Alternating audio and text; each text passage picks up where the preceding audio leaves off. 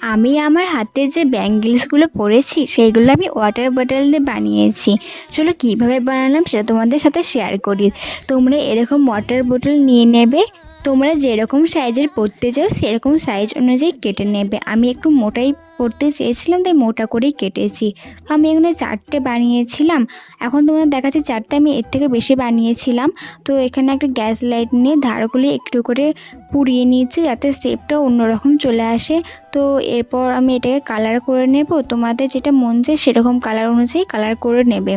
তো আমি এখানে দুটো দেখাচ্ছি যে আমি কীভাবে কালার করেছি, আর অন্যগুলো আমি আরও অন্যরকমভাবে কালার করেছি, অন্যরকম সাইজের বানিয়েছি। তো বানানোর পর এগুলো এত সুন্দর দেখতে লাগবে, দূর দূর থেকে দেখে মনেই হচ্ছিল না যে এটা ওয়াটার বোতল দিয়ে বানানো।